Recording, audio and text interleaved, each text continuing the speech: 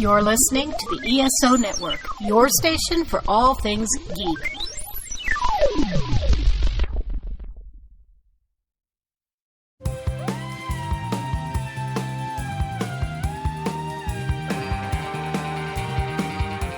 Hi, we are Enterprise-Splaining, the podcast where we explain Star Trek Enterprise to each other and to you. I am Jamie, and these are my co-hosts Bill. Hello. And Maria. Hello. And today we have a special guest, Topher. Hello. Topher, who are you, and why are you here?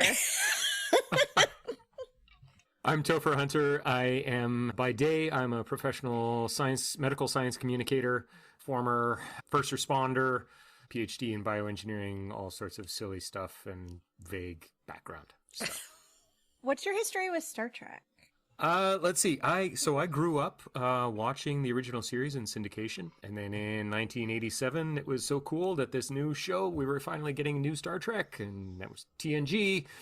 That was my jam. Then when I went off to university, we didn't have a house TV, so I kind of fell off not watching a lot of it. Somehow, at some point, I did pick up watching Enterprise, and then fell off of it somewhere during season 2 somewhere. I think I've seen the episode that we're talking about today, but I'm really not certain. All right. The reason we matched you to this episode was merely because it had the term Sickbay in it, and I was like, ooh, Topher knows medical stuff, so maybe it will be related. So I guess we'll find out. Today we're going to be talking about the Star Trek Enterprise episode, A Night in Sickbay. However, I'm the only person here who has actually watched it, so it's my job to explain to my co-hosts what happened on the episode. Computer, tell us a bit about the episode we will be talking about this week. A Night in Sickbay.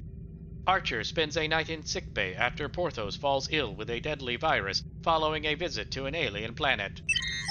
Now it's time for 4 truths and a lie. What? I'm going to tell you 4 truths and a lie about this episode, and Have you can we guess which one entered is the some lie. kind of parallel universe? Is this a temporal Cold War problem?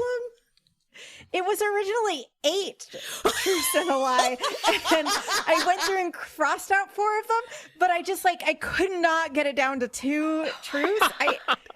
This episode is bonkers.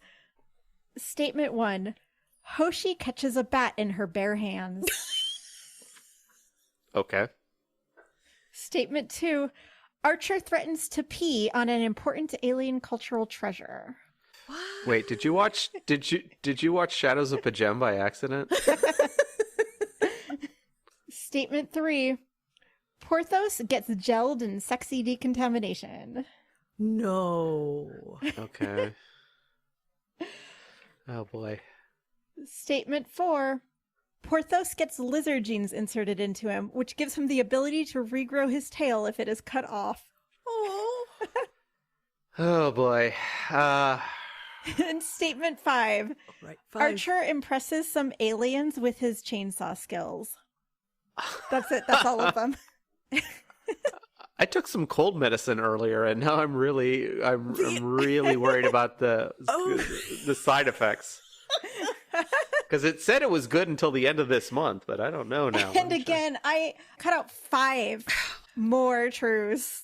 So this is going to be quite the episode, is what you're telling us. Okay. Wow. Okay. I'm just going to go with Archer threatens to pee on an important cultural artifact. That weirdly doesn't seem to fit with the others, although the chainsaw one is my second pick. But yeah, I'm going to go with that one.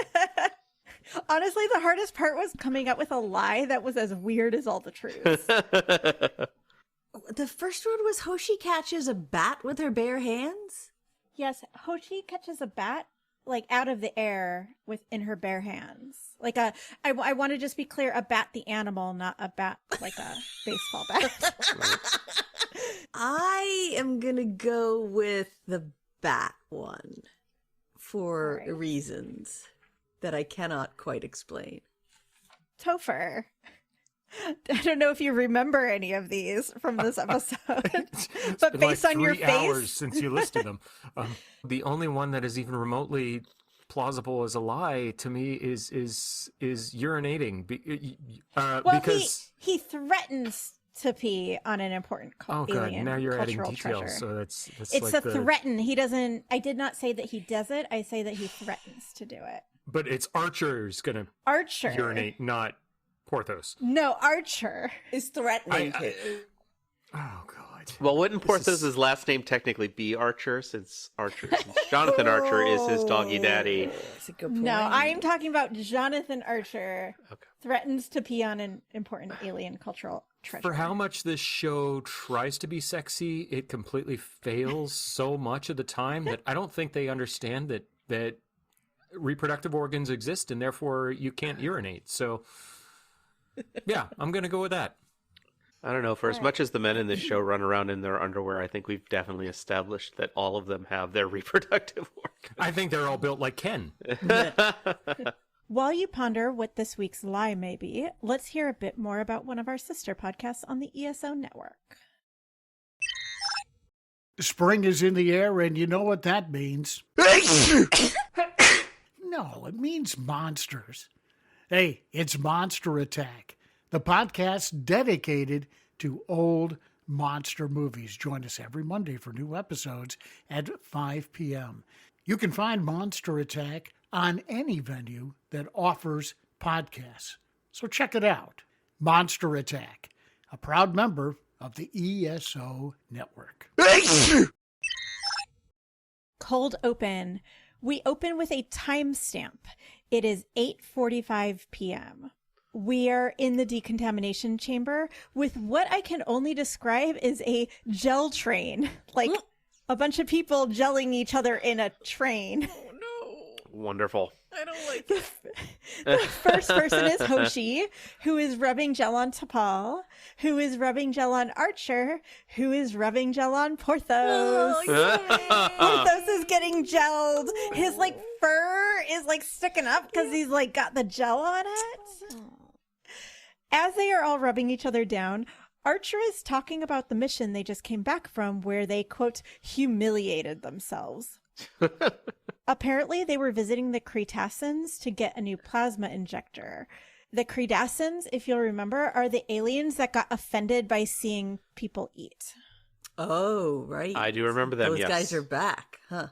Archer really wanted this plasma injector, so he apparently went down to, quote, grovel to them, but they still refused to give them a plasma injector. Huh. T'Pol is like, well, clearly we did something to offend them again. And Archer is like, who knows what it could be? Maybe my hair is parted on the wrong side.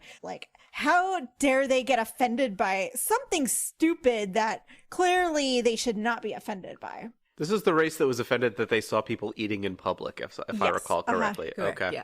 Phlox chimes in on the wall comm to let them know that the humans are all cleared to leave decon, but he detects a pathogen in Porthos, so Porthos has to stay. No. So everybody leaves except for Porthos. As Hoshi's walking out, she turns around and says, "Feel better, Porthos." And Porthos gives a sad little woof at being left behind. Oh, no. Archer just leaves him all by himself in decon? That's not cool. Yep. Well, they can't because they don't have the pathogen and they don't know if they could get it. So they gotta leave him there. All by himself. I don't like it. Cue theme song. Oh, boy. So then the Ferengi show up, and Porthos is the only one who's still awake. He's got it. Porthos has to save the whole ship. Every episode would have been better if Porthos had been the main focus of the story, main character of the story. And now it's time for the Diane Warren update of the week. For us in recording time, not for you guys in listening time.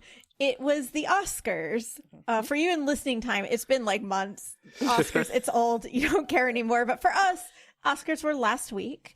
And Diane Warren sung The Journey, which is sung by her from the movie The 688, was up for Best Original Song Award. This is her 16th time being nominated, even though she has never won. And drumroll, please. She lost. She did not win again. This is her 16th loss. The winning song was the song from Amelia Perez, the one that Selena Gomez sings in the karaoke scene. And look, Diane Warren's song is better. I'm not just saying this because I'm biased. Diane Warren's song really is a better song. She should have won. Actually, no, okay. The song from Sing Sing was actually better. That one should have won. But certainly the Amelia Perez song should not have won. I did watch the entire ceremony just for this podcast in case they showed Diane Warren. For the first time ever, they did not have the nominated songs performed.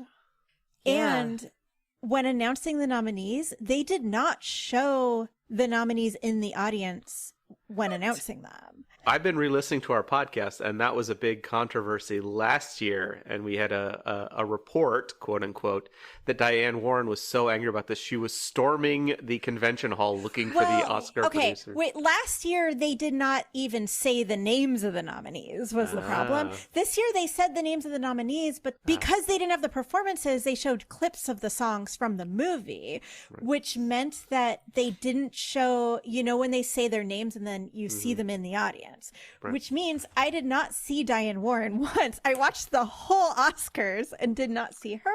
What's the I point? was in a chat thread with a bunch of other people watching where I was like reading the thread and someone was like, oh, Diane Warren clapping looked really happy. And I was like, Diane Warren. And I looked up and missed her. So they apparently did show her very briefly at one point, but never again. And I missed it. So I don't know what she was wearing. I don't know what the deal was with her. But I did think it was really funny that their reasoning for not doing the song performances this year was that they didn't have time for them because they had to add time to honor the first responders for the LA fires. And they're like, we can't do both. So we have to honor the firefighters. So we have to just cut all the musical performances. But they did that whole like James Bond tribute. Oh, let's talk about that for a hot second. So they cut all the best song performances, but then they had so many other song performances. They started the show with Cynthia Erivo and Ariana Grande performing 3 songs. A song from Wizard of Oz, a song from The Wiz, and a song from Wicked. And then, they had that James Bond tribute.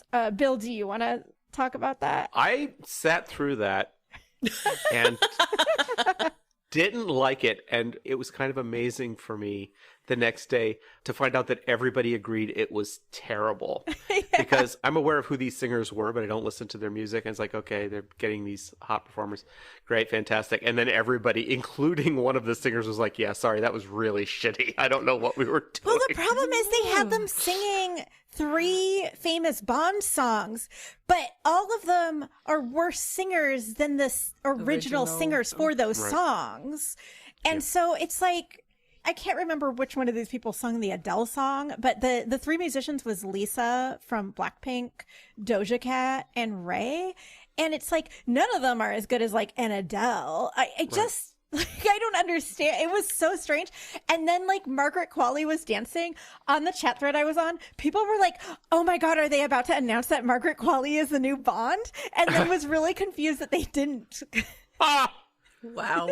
They also did a Quincy Jones tribute with Queen Latifah singing another song from The Wiz. There were 2 songs from The Wiz in the Oscar ceremony this year, which means that they had a total of 7 song performances, other than the In Memoriam, which they would have done anyway, when, again, there were only 5 songs nominated, which means they definitely could have done them. It's very clear to me that they lied and claimed that they couldn't do them because of the firefighter thing. They didn't want people like Diane Warren complaining. If you complain, then that means you hate first responders. You know the conspiracy theory, right? What's the conspiracy theory? They didn't want to do the 2 Amelia Perez songs because of the controversy around the film. Oh, so that was my conspiracy theory that I said on this podcast 2 weeks ago. I heard Bill. other people say that. But I mentioned it when I went to book club, and at my book club, someone else was like, no. They made this announcement pre-Carla Sofia Gascon tweet controversy. Maybe they just hated all the songs. I really think that the songs are just bad this year. But anyway, she didn't win. But this also means that she is now tied for having the most Oscar nominations without a win. So in a way, that is kind of a win. Maybe better than a win. In a Hey, way. only one other person has ever done that in history. So, and lots more people have won best song. So, seems kind of special. But good luck to her next year. Maybe 17th will be the charm. Good Lord. 17. Amazing. Anyways, back to the episode. Oh, right. That's what we're here to Yeah, talk right. about, right? Yeah, right. And that's Enterprise Splitting. Please make sure to rate, review, and subscribe. We get another timestamp. So we're going to continue to have timestamps throughout the episode because a night in sickbay. This episode takes place over a night in sickbay. Okay. It is now 9:09 p.m. Archer is asking Trip whether they even really need that plasma injector. He's like, we've got 4 others. Oh, my And God. Trip is like, yeah, but we need at least 4 for the ship to run. So if one more breaks down, we are fucked. And Archer is like, but what are the odds that we're even going to lose another one? He basically just does not want to apologize. This is so startup. It is He so would startup. rather have the entire ship break down and have them just stuck in space without being able to move than apologize to some aliens that he They can just go back to that really great repair station that they were at in the last episode, and I'm sure It went so well. that went so well. Oh, God, I know what episode you're talking about. Apparently I did see this. Oh, God, okay. It all comes rushing back to you like a traumatic accident, doesn't It should have regenerated by now. it? Does the timestamp ever actually matter? Is it like a plot critical thing, or is it just... No, it just is like to tell you where we are in the night, I guess. I mean, presumably event B follows event A, but causality and the arrow of time exist, right? Yeah, but it's a pretty common trope, though, when you're talking about like a one day or 24 hours or something. It's not that Well, they uncommon to But you show can the time. you can accept that if they say happens in a night, then you just say, okay, yeah, it happened in a night. You don't have to like, I need the documentation. But usually when you do that, Topher said, it's a time critical. Like we only have 24 hours. We have to like he has to have this medicine by 6 o'clock or he's going to die. And it's like, well, we don't know, guys. Or we get those. I can tell you right now, there is nothing time critical in. I mean, Great. there is, but nothing like that where there's like a certain amount of time. And I can tell you that there's a bunch of times where like we switch to a new scene, or like Archer goes to sleep and then wakes up, and then there's no timestamp, and I'm like, well, where are we in the night? Now I'm confused. You were like getting me used to this So timestamp. it's inconsistent. Yeah. That's even better. Wow, useless and inconsistent. Trip is like, how did you even manage to offend the Cretaceans this time? And Archer was like, I was a perfect gentleman, which is a callback. Which means he's pregnant. Exactly. Trip is like, well, kiss and make up with them because we need this plasma injector. Like, Trip is getting frustrated with Archer's stubbornness and just like, just tell them you're sorry for, it doesn't matter what it is. It doesn't matter if you don't think you should have to apologize. Just apologize and get us this plasma injector. Like, we need this. I like this. I like Trip and Archer kind of butting heads. I think we don't see that often enough. They're always so bro-y.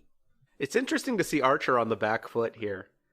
Yeah. Like clearly he is in the wrong. Otherwise, he would be putting on his smug face and making speeches about the future and humanity and history and stuff. Like, okay, this is interesting. Clearly he is in the wrong and kind of knows he's in the wrong. Usually he's in the wrong and has no idea and therefore thinks he is absolutely right, right? Yeah.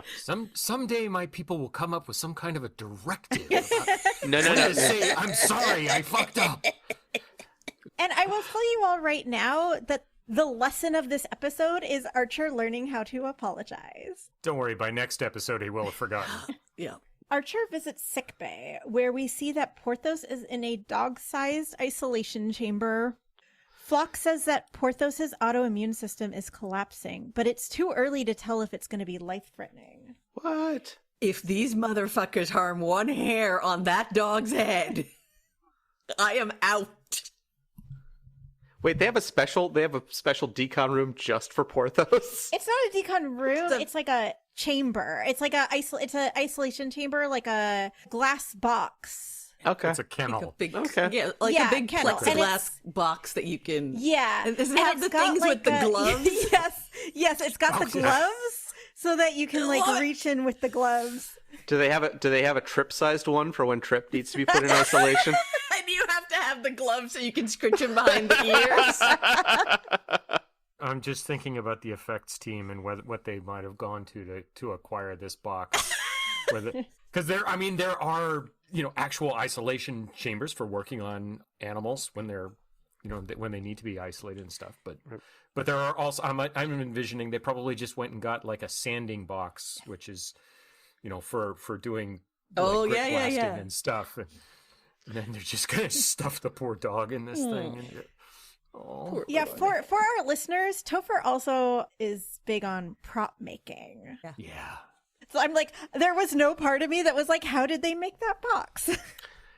But that would be something that you would think about. I did start my professional life as an engineer, and so it shows sometimes. And if we show any video of this on social media, you'll see that Topher behind him has swords and A menagerie spaceships and all kinds of great stuff behind him.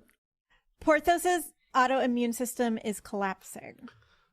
The thing is, they had sent the Credascens Porthos's genome before they had gone down to the surface. So Archer doesn't understand why the Cretacins didn't warn them that there was a pathogen in their atmosphere that Porthos's immune system wouldn't be able to handle.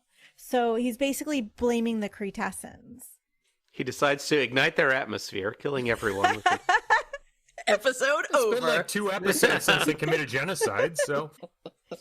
Archer says, I'm told I've offended these people twice, once for eating in front of them. The second time, I don't even know what for. But if their carelessness has hurt Porthos or, God forbid, ends up killing him, they are going to find out what being offended is all about.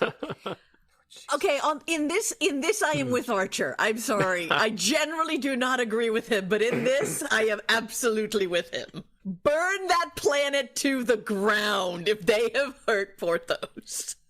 But it's not clear to me. Like, it doesn't seem like they did anything to Porthos, like, on purpose. Sure. He's just like, we sent their genome. Like, why did they not check every single pathogen in their entire atmosphere against... On the other hand, Phlox does say this is something that they should have been able to catch. Yeah. So, yeah. Archer then uses the gloves on the side of the chamber to give Porthos pets.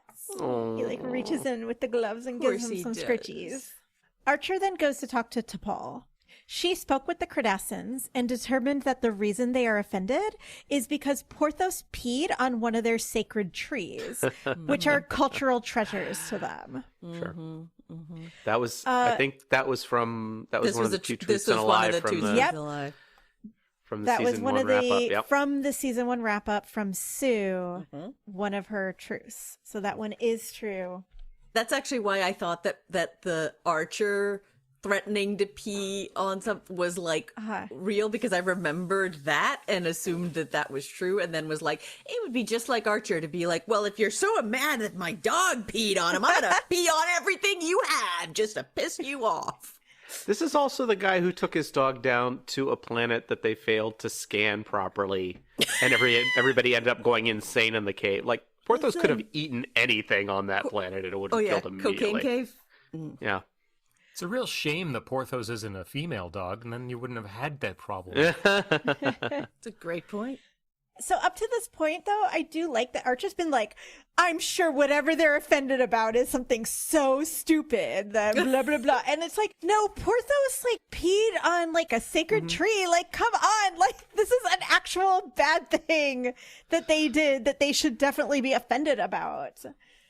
But Archer scoffs and he's like, that's what they're insulted about? Well, if Porthos was going to be a problem, like, they should have just told us not to bring him. Did they have dog? Like, did they have any idea what that meant? Like, what dog behavior is, or any reason for them to believe that Archer that would be thinks the case? because they had the dog genome, they should have, like, somehow knew that meant that this dog was going to pee on their sacred tree. I can't even. We've known. They know how easily offended this race is, and maybe should take some diplomatic steps to, like, send one Don't person take down. your dog. Don't take your Why would fucking you dog. take your dog to the planet of people who are easily offended? As a matter of fact, don't take Trip. Leave Trip and the dog. Trip did not They go. didn't take Trip. They took Well, Porthos good. instead. T'Pol says that she conveyed their sincerest apologies. And Archer's like, where the hell do you get off on conveying my serious apologies? That is a quote, by the way. They are the ones that should be sorry.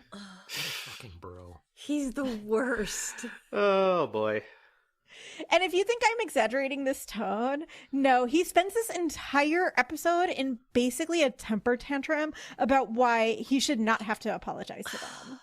And that they should be apologizing to him. See, I can understand Archer being upset all episode because of Porthos, but that's not why he's upset. I mean, it is, but mostly it's that somebody has told him he's done something wrong, and there's real consequences to that for something he loves, and that's why he's mad.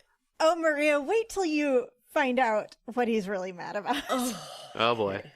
Can't wait. Let's go. T'Pol is like, look, we really need these plasma injectors. And Archer responds, there are some things more important than plasma injectors. T'Pol, are you referring to your pride? Archer, I'll tell you one thing, Sub-Commander. If anything happens to Porthos, I'll be the one watering their Alvera trees. I was right! Oh, God. You called it, Maria. See? Amazing. Do I know Archer or do I know Archer? 10:32 p.m. Dun, dun. By the way, all of the times are a something 2 or something 9, except for the last one. Oh, Like, I think they were just like, it'll look like we're rounding if we have to make it look very specific by doing like a 2 or a 9. But they didn't do 3s. There's no 1s. There's no 0s. Just everything ends in a 2 or a 9. So we're now at 10:32 p.m. Archer is in his room watching water polo and throwing a water polo ball against the wall while looking sadly at Porthos's empty dog bed. This is how Archer sulks. I mean, it's what he always does when he sulks. The last scene of this episode is the Cretaceans putting up a sign, service animals only, no pets. Yeah. It's up on top of a mountain, hammering it in to the highest point on their planet. He's lucky he didn't bring Porthos to that planet where they tried to execute Will Wheaton for walking on the grass. Sorry, I can't even remember the character's name. Seriously. Wesley Crusher. Wesley, thank you. This is exactly the same situation. Yeah. I basically except that one, it was a silly thing that you wouldn't think would be that big of a deal. Right. And then they went way overboard on punishment, where this one is like an actual thing that is offensive that happened, and all they're asking for in return is an apology. Well, I wouldn't be at all surprised if Archer walked past several signs that said, welcome to our holy relic site of trees, please be respectful and stuff, and just took the dog in there because he wanted it to be. But also, he could have done some research ahead of time, any research, like anything. And also, just don't take your dog to the Don't take planet your of fucking easily dog to offended the people. negotiations. He grabs his blanket and pillow and he heads to Sickbay, where he has decided he's going to spend the night, so to be close to Porthos. Good. I approve. He asks Phlox how Porthos is doing, and Phlox replies, my submammalian database contains no pertinent files on bugles, but there's sufficient information on similar chordata. And Archer is like, it's beagle, not bugle. Klingons, Romulans, and Bugles. bugles. Archer asks Phlox if they have anything similar to dogs on his homeworld, and Phlox says that there is the Denobulan lemur, which is highly sought after. And like a dog, it has a tail and fur, and most have only one head. And they're delicious. Archer is worried that Phlox may not know how to treat a dog, but Phlox says don't worry about it. He's got 6 degrees in interspecies veterinary medicine. Yes, Phlox is a vet. Confirmation. We are correct. We knew it. We called it. Well, that doesn't surprise me considering how many critters he uses. Like his treatments seem to be mostly animal organic based. It brings up an interesting question, though. In Star Trek, in our world, we separate basically there are human physicians, and then there are physicians for everything else. And Right. those everything else are vets. But in Star Trek, you've got humans and Romulans and Right. Do you separate it by I'm a physician for sentience and for non-sentience? Interesting, yeah. Yeah. How Quote do they unquote break that people.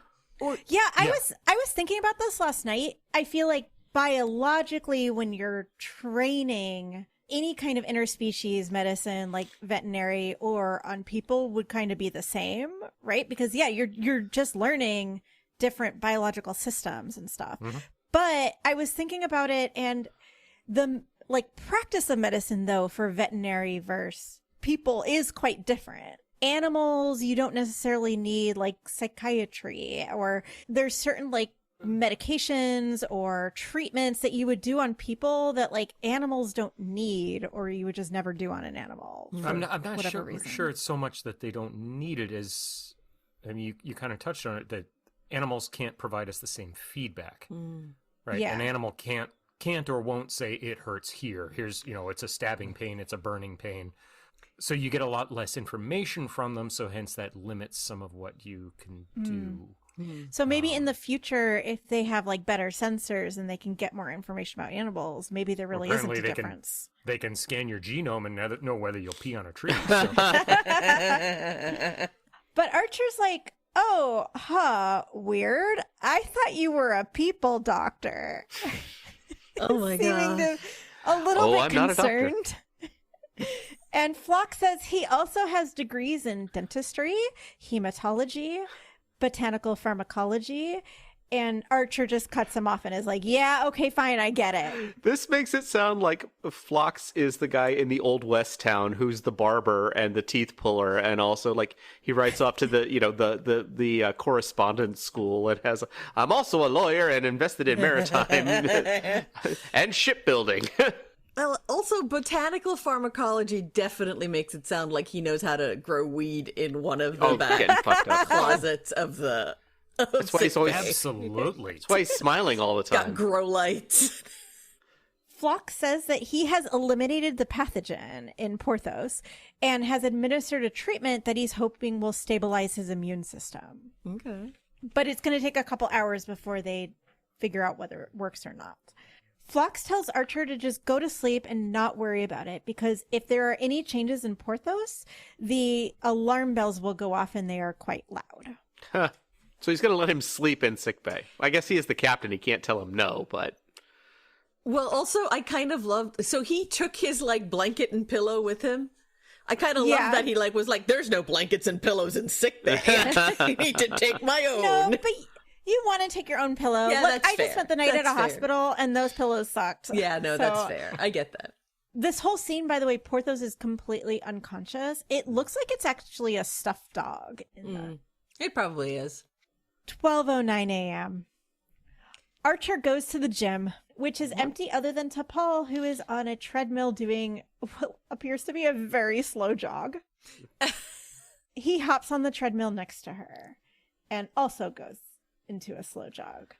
T'Pol then increases the speed on her treadmill. Archer sees her do that and then increases the speed on his treadmill. She's so good at fucking with them. Yeah, they're going to be in a little treadmill race here. And let me tell you, Archer is not going to do well. Yeah, no shit. She's a Vulcan. He's fucking Vulcan. I just want the next scene to be Archer crawling into sickbay. Like, help. Don't tell T'Pol. Give me some Gatorade right now. No, the next scene is Archer waking up and Phlox is over him and says, well, your heart exploded.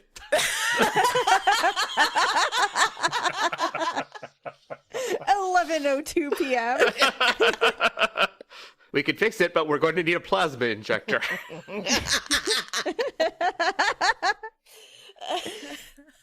Archer, in the snottiest way possible, asks her if she has, quote, heard from her friends on the surface. God, he's bitch. such a shit, and it's always her fault. It's always somehow T'Pol's fault. It drives me crazy. Oh, he's the worst. T'Pol says that she did talk to them, and they are just looking for an apology. T'Pol then increases the speed on her treadmill again.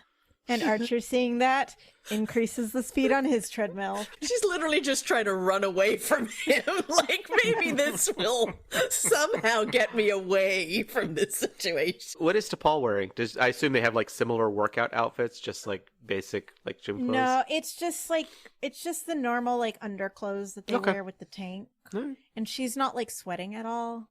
She's not out of breath. Well, she grew up on a desert planet, so yeah, that probably checks out. She tells Archer that it probably was not the best idea to bring a dog on a diplomatic mission. Thank you. Oh, that's going to go so well with Archer. Especially when the species is so easily offended. Archer retorts, Porthos has the right to a little fresh air. Which is why I brought him on a starship going into deep space. Take him back to Sluggo's planet. Archer or Porthos? Yeah, Archer. Definitely Archer. Just they'll be happy together. It's great. They can play fetch with Sluggo. Sluggo dead, man. Sluggo did not survive that more than a day. T'Pol, channeling Maria, responded, you are once again ignoring the consequences of your actions. I'm gonna have to cosplay T'Pol. They continue to argue while on the treadmills. T'Pol again increases her treadmill speed, and Archer in turn increases his. T'Pol is fine. She's not even out of breath. But Archer, his face is getting red. He's like breathing hard. He's all sweaty. I love that. And he's still trying to argue with her. I do love that they're actively trying to show that Archer's in the wrong here. That he's a jackass and he's being a jackass and he's paying for it. I do appreciate that because the show doesn't do enough of that.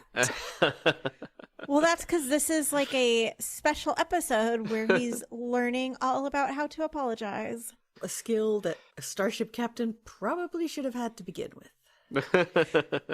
T'Pol gets fed up with the arguing, and she just turns off her treadmill, gets off, and starts to leave. And Archer yells after her, "What's the matter?" Basically in that tone. You're a little bitch is what's the matter. She replies, I obviously can't keep up with you. Oh, God, I love her. And Archer apparently also can't keep up with her because he then turns off his own treadmill and gets off of it and gets a towel and is like wiping. And he has been on this treadmill for a good 2.5 minutes. Like, this is his whole workout. Amazing. A 2.5 minute run. Hoshi then pings them from the comm and they both head to the bridge. Hoshi tells them that she got the response from the Cardassians that will tell them what they are asking for as an apology. So she hands the pad to Archer. Archer looks at it and he scoffs and says, "This isn't so bad. I was sure there would be something in here about standing on one foot with my eyes shut, reciting The Night Before Christmas." And then he leaves, heading back to Sickbay. After he leaves, Hoshi turns to T'Pol and asks if they have a chainsaw on board. What? A chainsaw? A chainsaw. Hoshi asks for a chainsaw. We don't know what the Cretassans have asked for as an apology. We just know they know, but we as the audience don't know. He's asking But it for apparently that. involves a chainsaw. Got it. He's asking for the... Archer is asking Hoshi if they have Got a it. chainsaw Got on board. it. Okay. No, Hoshi asked T'Pol. Hoshi asked T'Pol if they have a chainsaw. Chainsaw. Okay. Implying that something about something the Cretassans asked for involves a chainsaw. Is this a battle to the death in a field of honor? A chainsaw battle? Yeah. We will fight with our traditional weapons, the chainsaw. 1:32 a.m. Archer wakes up to alarms. Phlox's Oh, no. treatment did not work, and Porthos is going into anaphylactic shock. They give him some medications, and this. Porthos stabilizes, much to Archer's relief. Okay, Topher, why would he go into anaphylactic shock? Well, I'm confused. So we previously said that his immune system was failing, Yeah. and now he's having an anaphylactic reaction. Why did I leave him in that isolation chamber with the beehive? What was I thinking? I should never have given him that peanut butter. Yeah, there's a whole conversation about the decon gel and why you. So presumably it's basically glorified hand sanitizer, and you're smearing it all over the dog. No. Dogs lick themselves. This is an antiseptic, and the dog's gonna. When they leave Porthos by himself in decon, we see that they have containers of the decon gel just open next to Porthos. I'm like, Porthos is definitely getting in that gel. Is he? Yeah. And he's, of course, it would have been really cute if they put him in a cone. in decon in a cone. I mean, that would have worked. I would have loved that. We never see him in a cone. But Topher, yeah, so anaphylactic shock is like your immune system doing too much, right? Correct. Anaphylaxis is a severe allergic reaction, so your immune system has gone into full bore haywire, responding to some kind of a trigger. The allergen, whether it be a bee sting or food or whatever, has caused your immune system. A lot of allergies, it seems, are actually cross reactions against genuine pathogens. So, for example, some of the fungus that grows in grain silos bears similar antigens to what we are exposed to on things like peanuts. So the peanut allergy is basically your body going, hey, this is probably a nasty fungus growing on our wheat, and I don't want it, so stay away. And there's a lot of that, like, cross-reactivity and weird adaptation stuff. So it's literally the opposite of your immune system collapsing. Exactly. Porthos's immune system was collapsing, and now it's suddenly gone into haywire. It's you get one or the other. You don't get both. Is it possible that the treatment caused that? Somehow, that's what I was went in gonna the ask. opposite direction? Supercharged. They set it too high. Yeah, I mean, that certainly would be a feasible way for the story writers to make this work. They just didn't say it. My guess is that the writers didn't know what they were talking about and didn't talk to anybody who did. As somebody who doesn't know anything about medicine, at this point I was like, oh yeah, it makes sense to me. Maybe Porthos was allergic to the medicine. And I bet that's exactly what the writers were thinking. And they just don't realize that actually an allergic reaction is an overactive immune system. The opposite of what they just told us Porthos has. I was curious because when you sent me the quick little primer notes and stuff, when I saw that like bipolar situation going on, I was like, where's the science consultant on this show? I hope I'm wrong, but as far as I can tell, they did not have a science consultant at least on season 2. You're almost certainly not incorrect. I mean, I can't. That doesn't surprise me even a little. We all, I think, most or if not all of us know the current, Aaron McDonald, who's a brilliant scientist and great consultant on the current Star Trek, and that's part of why the science on current Star Trek, it's Star Trek. Well, but it's still close, really good, and they try really hard. This is the show that didn't understand how water works. Yeah. How water is put together. Anyways, Phlox asks Archer how things are going with the Credacins, which causes Archer to have a full-on temper tantrum. So I'm just going to read you this entire thing that Archer says. Oh, God. They have a perfectly good plasma injector just sitting on a shelf somewhere, but will they share it with us? Not until I make a fool of myself by going through a series of ritual apologies. The fact that Porthos is on death's doorstep doesn't seem to bother any of them. They are the ones that should be apologizing, not me. T'Pol thinks I care more about my dog than my ship. Isn't that delightful? Porthos has one paw in Beagle heaven because these jerks didn't bother to look at his genetic profile. It would be nice to have all 5 plasma injectors working, but it's not even essential. We can do fine with just 4. Who wrote this episode? Who's the credited writer for this episode? Have we ever done any research on an episode? Well, no, I know that Brandon and Braga are the quote-unquote writers of a great many episodes, but I thought we learned that they broke their streak. I'm just curious if this is just like Timmy Simmons, age 5, Mrs. Gunderson's 4th grade class. The writers are credited as Berman and Braga. I'm not surprised. Berman and Braga, and there's a story editor, Andre Bormanis, but yeah, it's Berman and Braga. But my question is, does Phlox just fucking slap Archer across the face? Because that's what he should have done. No, what he does instead is he responds, have you considered that your anger may encompass more than just Porthos and the Creedasins? Archer, what? Phlox, how long has it been since you were intimate with a woman? Oh, shit!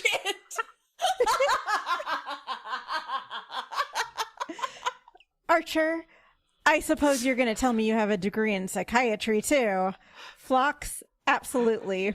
Of course he does. So we now know Phlox has 10, we've heard of 10 degrees that he has so far this episode, and that's only a portion of all of his degrees. Oh my god. They're all from schools in the Bahamas, Yeah, but that's okay. The space Bahamas. Space Bahamas. You know, this is on me. For a second there, I almost thought Phlox was going to say those 3,000 people that were killed that you never really grappled with. And it wasn't your fault, but still, we never really grappled with the enormity of that. No, of course not. Yeah, agreed. That would have been so good. Like, Oh, that you've would have been been through great. so much shit in the last couple of months between the genocide and the time travel and then the killer space station. Maybe you need to chill a little bit and think and process what's happening. Maybe Archer is displacing because he simply can't deal with an alien race that will accept an apology from him. Seriously.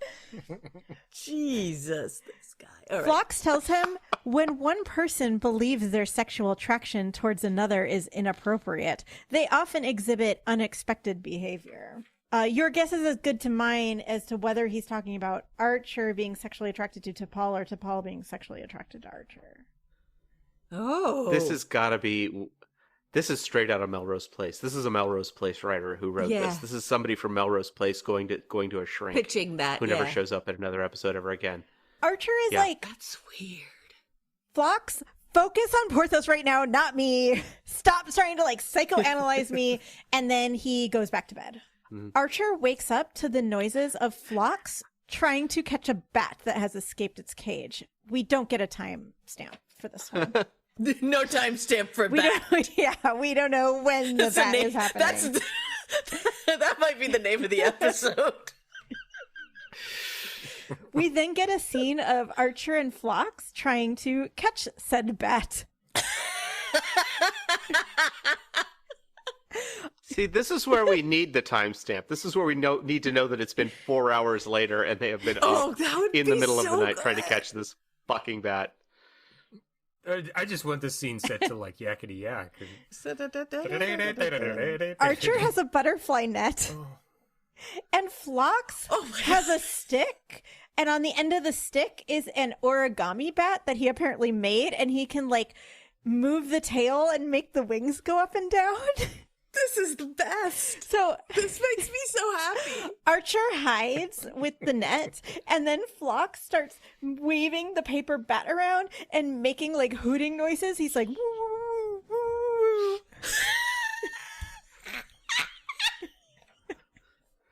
T'Pol comes in and says, "Captain, we've detected that someone has released a neurotoxin in medbay. It may be affecting the both of you." The real bat, not the real bat was inside us. The real bat, not the origami bat. The real bat attacks the paper bat, which causes Phlox to fall to the floor. And Archer is trying to catch the bat with the butterfly net, but is just like missing and knocking over everything on the shelves.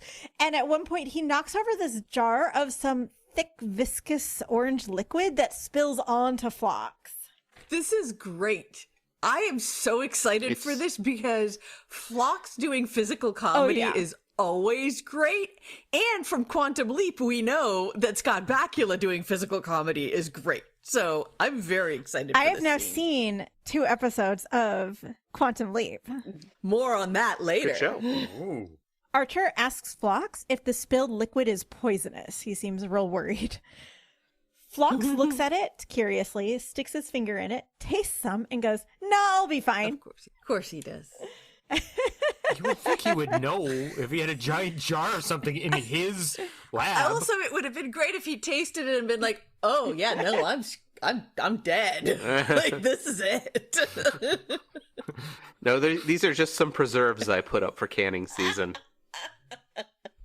As they continue to try to catch the bat, Phlox then starts talking to Archer about T'Pol, saying that he's noticed friction between them, and he thinks that it might be due to sexual tension.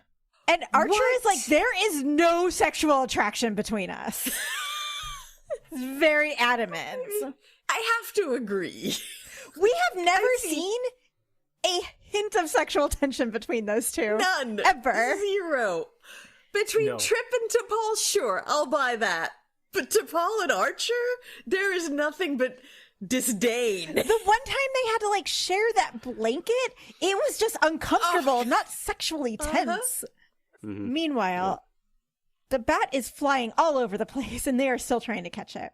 At that moment, the doors open, Hoshi comes in, and the bat flies right towards her. She very calmly reaches up and catches it in her hands. Oh. And then she looks at the bat and she goes, "Are you all right? What are they trying to do to you?" Does the bat reply? Please tell me Hoshi knows how to talk to bats. No, the bat does not reply. She speaks bat. That'd be incredible. She's translating for the bat. Then Hoshi explodes into a cloud of bats and flies out. Bat. You have broken the seal. Prepare yourselves, humans. As Phlox returns the bat to its cage, Hoshi lets Archer know that the Kradassins called and are anxiously awaiting his reply. Archer is like, in the middle of the night? And Hoshi's like, well, they also suggested that we resync our ship with the time on their capital city.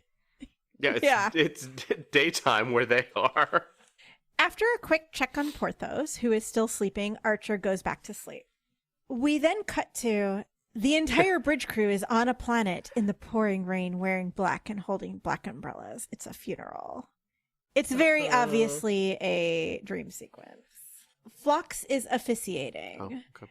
Is he dressed? Does he have the priest collar on there? No, we don't actually. I don't think we actually see him. The camera remains on Archer. We do see Malcolm standing there. I can tell you that Malcolm has no lines in this episode. Maybe it's why I liked it. Ouch. I mean, Phlox I agree, says, but ouch. "We are gathered here today to bid a final farewell to a faithful and kind colleague, a friend who would never hesitate to offer his paw in exchange for a simple smile or a slice of cheese." I'm not going to make it through the scene. Of all the souls I have met in this galaxy, his was the most human. Torpedo tube rolling down there. Hoshi is playing the bagpipes. Fuck you, Bill.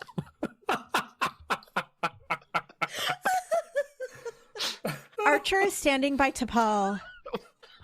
He's getting soaked, but T'Pol is holding an umbrella. She looks towards him and then moves closer and brings her face closer to his. And then she puts her hand on his arm and then slowly moves her hand down his arm to his hand. And as she does this, we hear Phlox repeat the line he said earlier. When one person believes their sexual attraction towards another is inappropriate, they often exhibit unexpected behavior. Is this as gross as it sounds? Oh, it sounds 100%. real gross. Because at your dog's funeral is a time... We then cut to the decon chamber, gel train from the cold open. Hoshi's rubbing gel on T'Pol, who's rubbing it on Archer, who's rubbing it on Porthos. Phlox comes in and says Hoshi and Porthos are cleared to go, but Archer and T'Pol picked up a pathogen and have to stay. Hoshi and Porthos leave, and then we see Archer reach over and he like sticks his hand in the decon gel thing and is like taking out a bunch more decon gel, and then he turns around. Is this still a dream? Yes, Phil. It's still a dream. Okay. And then he turns around to rub it on T'Pol, but she has taken her shirt off. We see her from the back. They then start rubbing each other and embracing. And then we hear Flock's voice say, "How long has it been since you were intimate with a woman?" just as they kiss. And Archer wakes up. I don't like any of this at all. Is Archer laying in the medical bed waking up and Phlox is just standing there looking at the display of like all his bio signs of what's going on. No, but Interesting. Archer does. He's just looking at his crotch like, Phlox is like, "Are you?" Let me take this osmotic eel off.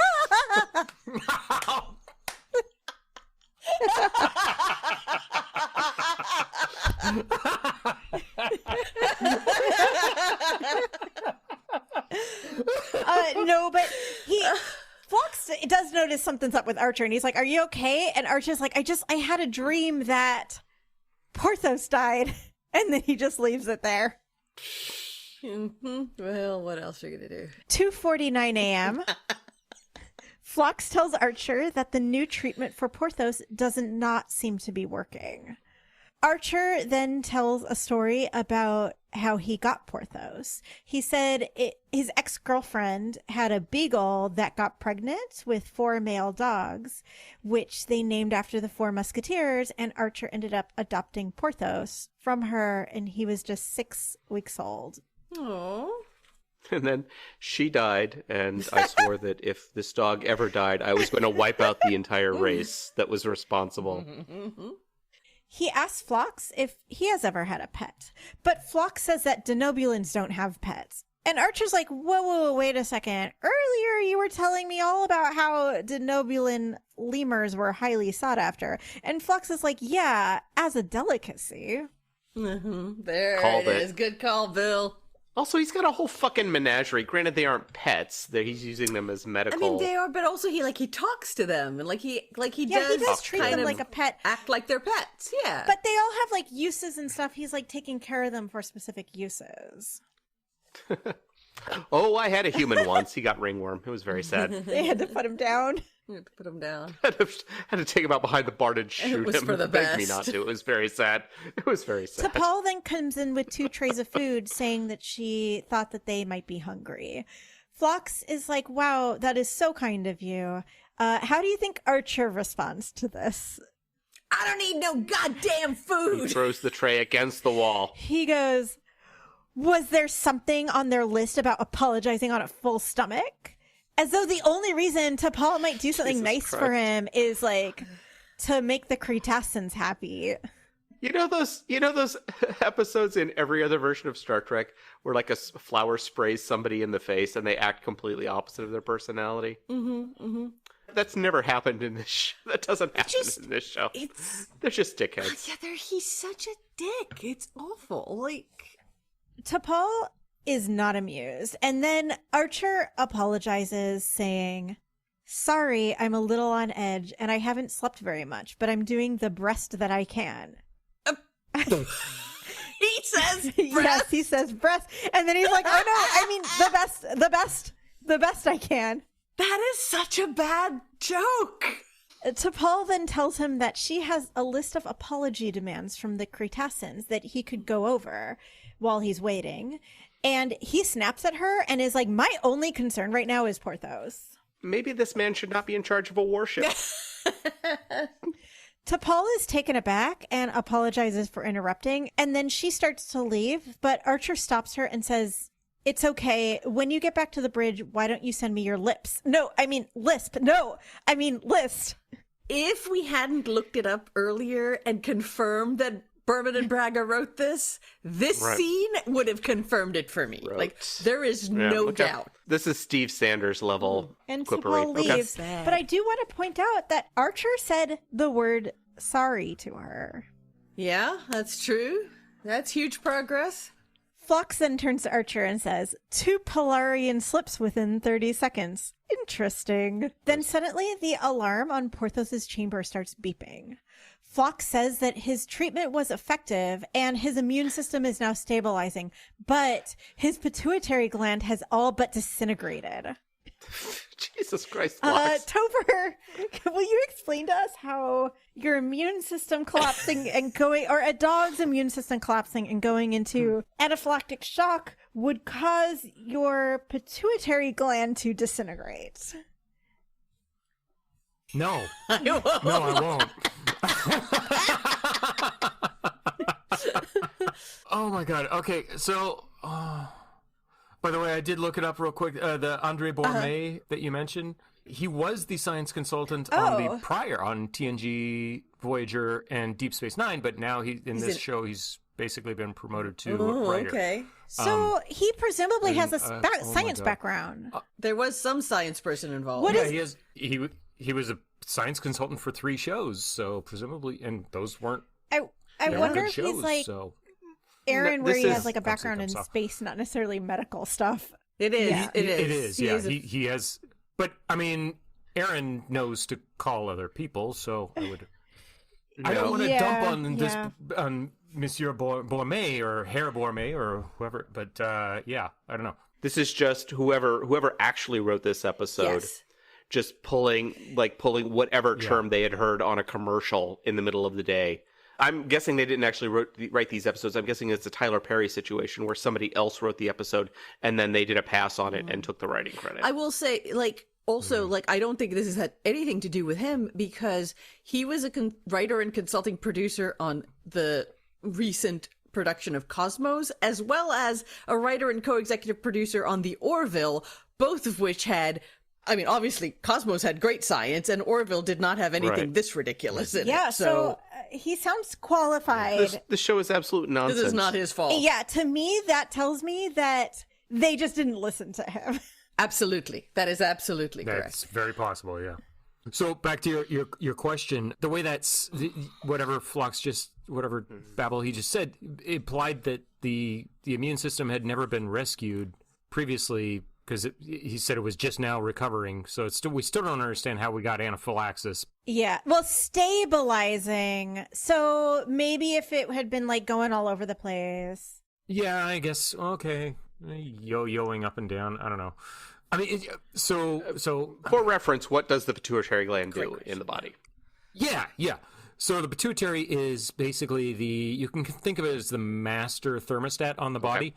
It guides a lot of different functions in the body, regulating basal metabolism and action of other endocrine organs. So other organs that are releasing signals to regulate systems. Basically, you can think of the endocrine system, the hormonal system, as setting, that's like global climate. Right. And then the nervous system is local weather. So the endocrine system is saying, be awake now, be sleepy now, be energetic now. Whereas the nervous system is giving the more fine directives on. So the pituitary has a lot of very important functions, and a disintegrating pituitary is very, very bad. That was going to be my next question. Like, can you survive without it? Can a dog? Can a dog survive without it? I mean, yikes. That's with no pituitary. You're going to need to lean on some Star Trek medicine to be able to. Let's believe be that honest. you could survive. Phlox has been doing some really fucked up shit on Porthos. Porthos has got a big Frankenstein scar across the top of his skull right now. Jesus. He's got a chicken foot on one leg. I'm just going to call it. He's going to transplant like a bat pituitary into Porthos or something. Well, by it the end sounds of like this show. lizard, right? That was one of the things, was something lizard. Yeah. Oh, yeah, you're right. I can conceive of, if we've really buggered up your immune system and you've kicked it into overdrive and you're basically generating autoimmune responses, diabetes is a case where the immune system destroys the islets of Langerhans in your pancreas. Hypothyroidism is an autoimmune response against your thyroid. So there are definitely examples of autoimmune disorders that cause endocrine disruption by destroying endocrine organs. So that part of it is kind of, okay, I'm going to give them a pass. Well, Topher, Phlox responds that they need to do a pituitary gland transplant from a Calrissian chameleon. You called it. All right. In order to do this, he's going to need to submerge Porthos in a tank of water in order to, quote, minimize the shock to his pulmonary system. You're going to drown him to... No. Bad news. The Cretaceans also have this chameleon, so you're gonna have to make 2 apologies. Pulmonary system is your lungs, right? That's how you breathe. So Yes. he's gonna minimize the shock. And it doesn't have a direct correlation to a pituitary No, but gland. it's to minimize the shock to it by putting it would certainly minimize the shock to your ability to breathe by drowning you in water. This is whatever Baywatch writer they hired going on Yahoo in 2001 and searching medical terms and just pulling out the first 5 things that came up. Probably Ask Jeeves. They have like the magnetic poetry medical edition, and they're just like playing with it.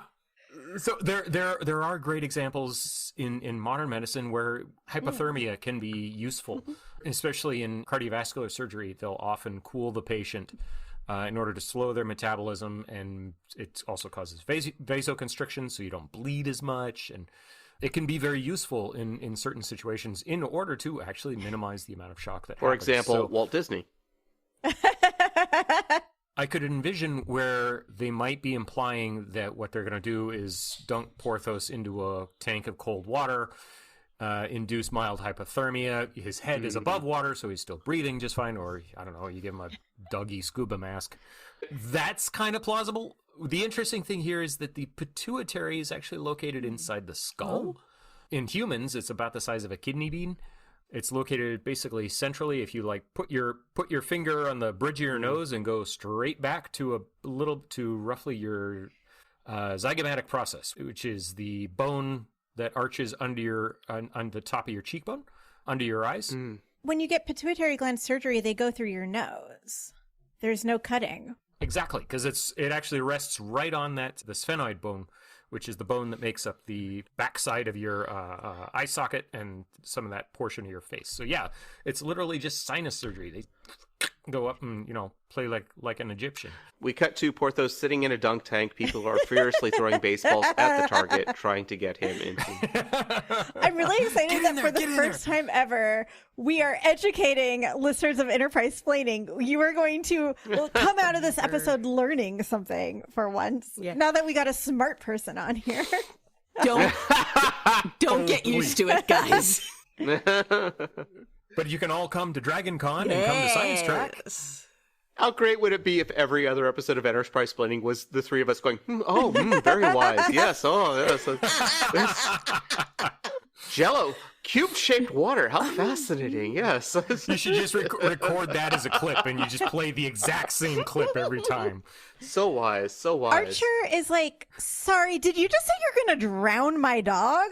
And Phlox goes, only for an hour. Only a little bit.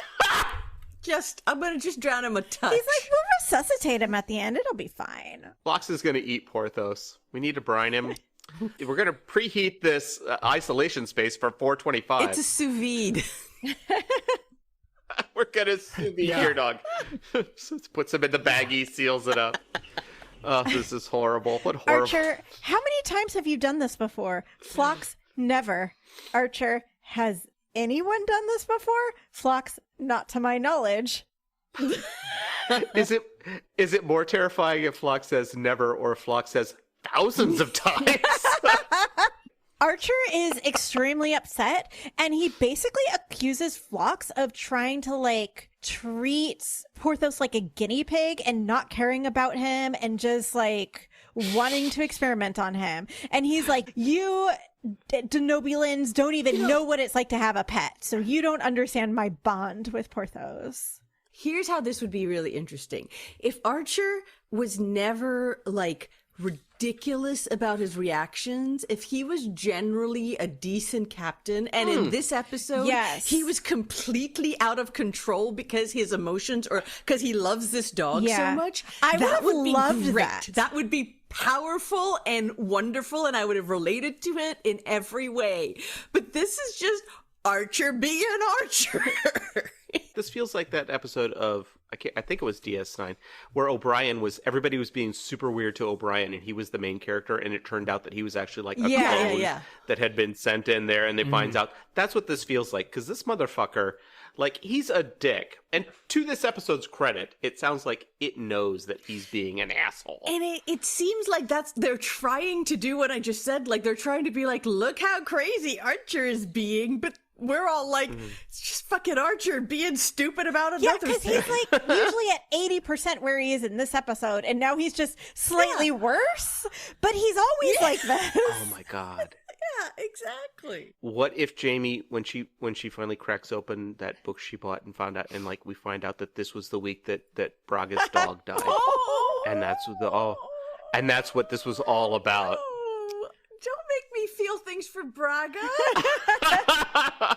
Dare you? I listened to this podcast about directors' filmographies called Blank Check, which I highly recommend.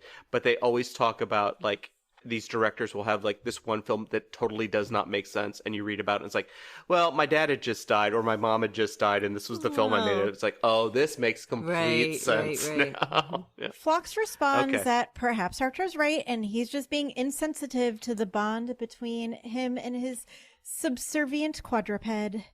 And then he tells Archer that it is Archer's choice whether to move forward with the procedure or not. I'm gonna name my next dog Subservient Quadruped without a doubt. Please welcome to the stage, Subservient Quadruped! We then come back from commercial break where apparently Archer decided to move forward with the procedure because we see Porthos suspended in a tank of orange liquid. He is like completely covered. And it definitely looks like it's like a stuffed animal, like a stuffed dog.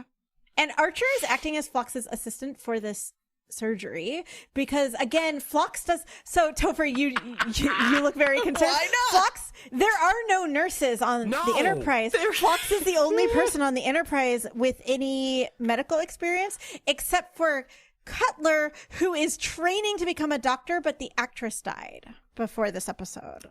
Oh, I didn't know that. No, I knew she died. I just didn't realize she died think Sue during told us that. I just listened to your season 1 wrap up today, and I don't remember her mentioning that. No, it wasn't. It was in the Chuck told us midpoint episode. that, but then Chuck I told think us about it. Sue mentioned it, but I think it was off mic. Okay. Because Sue mentioned that the last time were ever going to see Cutler was 2 days and 2 that nights. sucks. Oh, right. No, you're right. I remember that now. So with Cutler Sad, gone, like this. there is nobody else with medical experience on the ship. There's no nurses. He has no assistants. So Archer is being a surgery assistant. I mean, I feel like there are other options once. Yeah, there are like 82 You're not allowed to operate on a family member. Even I know that. The problem with this show, like, freaking Phlox went into hibernation and then they had one minor medical emergency and had to wake him up because Phlox coming back from hibernation was a better option than whatever number 2 was. So as they are doing this surgery, and they're not going up the nose, they made a tiny little hole in Porthos's head above his right eye. And then they also have like the chameleon is dead on a table and he's like got a thing. He's like taking stuff from the chameleon and then like moving it over to Porthos. That chameleon had a family, you bastards.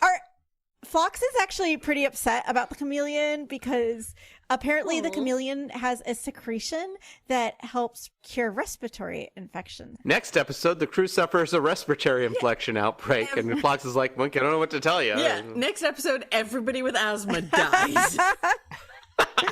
And as they're doing literal brain surgery, they're just chatting with each other. And Archer is like, let's say, just like hypothetically, let's just say that like, what if some of my anger towards T'Pol really did have a component of sexual tension to it? And if that's the case, completely normal chit chat. Should I tell T'Pol about it? And Phlox is like, no, absolutely do not tell T'Pol that you are attracted to her. Archer is like, well, if I can't talk to her about it, then what do I do with it? And Phlox tells him that just be aware of it, and says, you'll be surprised what a difference that makes, which is actually really good advice, I think. Also therapy. Yeah, I mean, that's like what therapy is, right? Is like Archer clearly has an anger problem, and trying to like get to the root of that and understanding it. It doesn't mean he needs to go tell T'Pol, I'm basically a 5-year-old who has a crush on you and doesn't know how to express it, so I pull on your pigtails. Instead, he's like, oh, no, I understand why I'm getting these weird feelings and why I'm treating her disrespectfully. And understanding it can help, then you can, like, catch yourself. Archer then asks Phlox if Porthos is going to have any special needs after he recovers from the surgery, like a special diet or something. And Phlox tells him, well, he'll be shooting lasers from his eyes, and that's going to be a problem. He'll need a special ruby quartz visor. Fingers crossed. Phlox tells him, you may have trouble finding him. He's going to have the ability to blend into the background when frightened. Archer, you're kidding. Phlox, yes, I am. Okay, good. That's too bad, because that could have been a really fun little device they could have used. He's going to start emitting gamma radiation, so you'll have to wear a leather smock if you sleep with him at night. They then chat about Phlox's family a little bit. Archer asks him about his children. He has 5 children, and he says that they all left the nest years ago. And Archer's like, you don't look that old. And Phlox is like, thank you. He apparently has 2 daughters. One of them is a surgeon, and the other is a biochemist. And he has 3 sons. The eldest is a potter, so he's an artist. Which is a disappointment. Phlox actually says that his eldest son's pottery is really beautiful. He seems very proud of him. Archer then asks Phlox about his other 2 sons, and Phlox looks a little sad and says that they are estranged. Phlox says that he misses his entire extended family, his 3 wives, and their 2 other husbands each. I think he says there's a total of 39 people in the full polycule, including all the children. And Phlox says that he does miss them all quite a lot, but that Denobulans live a long time, and right now he's just very happy to be on the Enterprise. I've been re-listening to old episodes, and I brought up the idea that the reason why they don't want to go back to Earth is that Trip and Malcolm are on the run from warrants, so maybe this applies to Phlox as well. We're estranged right now. One's a sheriff, and one's works for the government of investigation. One works for the medical board. And one works for the Denobule SEC. Archer then apologizes to Phlox for accusing him of being insensitive earlier. And Phlox is like, oh, really? Because the way I heard it, it actually sounded like you were accusing all Denobulans of being insensitive. And Archer is like, right, I apologize to you and all of your fellow Denobulans. So, again, apologizing. T'Pol is standing underneath the table with a tape recorder. She hits stop. Now, can you say Cretaceans again really clearly? I like that Phlox is like calling him out on like, no, you weren't actually just being rude to me. You actually like said something kind of racist earlier. Yeah, exactly. Like, sorry about being mean to you, and also sorry about the racism in general. What was this particular insensitive thing he said? He accused Phlox of not caring about Porthos because Denobulans don't have pets, and therefore they like don't understand empathy and can't understand Archer's bond. Yeah, seriously, Archer accusing Phlox of not having empathy. I know. But yeah, Archer apologized. I guess this is the second time apologizing in this episode. And Phlox is like, huh, and T'Pol told me you were incapable of apologizing. Oh. We then cut to Archer on the Cretacean planet. Maria, in a previous episode, you described the Cretaceans as looking like white girls who just returned from a Caribbean vacation. I did. You did? Accurate. Yep. Well, I have some great news for you because Archer has now redone his hair to add the traditional Cretacean braided beads. Cannot wait to see this. And he also has his shirt off and he has painted designs all over his upper body and is holding a chainsaw. I know that, Jamie, you have somehow turned off the screens that you see for the next episode on Paramount. I still have it in. For a very long time, I kept seeing this still of Archer with a chainsaw and some weird aliens behind him. And I was is this episode. I honestly like ignored it for a long time, and then just recently I was like, does he have braids? Is that a chainsaw? What is happening? Because this is a night in sickbay, and the one thing I knew about a night in sickbay was that it was about Porthos being in sickbay. I had been spoiled on that one thing, and I was like, but how does this fit in? Because he appears to have weird braids, and there's I was so fucking confused. But that is also why I knew that the thing about the chainsaw was a truth, because I had seen that one clip. And the point of this is for Archer to express regret for being culturally insensitive to them. Yeah, but they basically were like, we have a whole apology ceremony that you need to do. And this is the apology ceremony. It includes a chainsaw. Which, the weirdest part to me is that, like, presumably the Enterprise had to provide the chainsaw. Like, they didn't have their own chainsaws. Were they just fucking with them? 100%. This is an elaborate scam for them to accumulate chainsaws from other cultures. Hey, another spaceship. Hey, free chainsaw. More chainsaws. Guess what? So Archer does this whole ceremony. He's got the chainsaw. He like cuts a piece off of a log and then he picks it up. He's like talking in Cretacean and he does this whole ritual and then he like puts it down and then he like spreads his hands out and says things in Cretacean. He has to periodically stop and like check one of his pads to like make sure he's like following the directions correctly. What? It's apparently so complicated. He can't like memorize it. He has to read it. What I would give to see Patrick Stewart doing this. You have no idea. He would have hammed it up so much. Oh, it'd been so good. But this all seems to work. The Cretaceans look very happy. They are having the time of their lives watching Archer do this. I can't believe this asshole fell for it. They believe this bullshit. Something screwed up in the translation. That is not what we were asking They were just like, what's the stupidest weapon you can think of? Exactly. No, the Cretaceans aren't actually uptight. It's all a put-on, and it's them. There's 3 of them sitting in a room. What can we ask him to do to apologize? Chainsaw. No, Harry, too far. They're not going to bring a fucking chainsaw down. I can make it happen. Can he put it on his hand and then he can... 9:15 a.m., our final timestamp. The only timestamp ending in a 5. We are back on the Enterprise. T'Pol comes to see Archer. Apparently, the Cretaceans liked Archer's apology ceremony so much that not only did they give them a plasma injector, they gave them 3 plasma injectors. So now they got some extras. Oh, Trip's gonna be real happy. Trip's going, where the fuck am I going to store these? Archer, since I've gotten so much practice giving apologies, I thought I might give you one. T'Pol, that's not necessary. Archer, whatever friction there has been between us, I'd like to try to minimize it. By the way, this scene is as uncomfortable as it sounds. Pretty sure from his dream he wants to maximize the friction.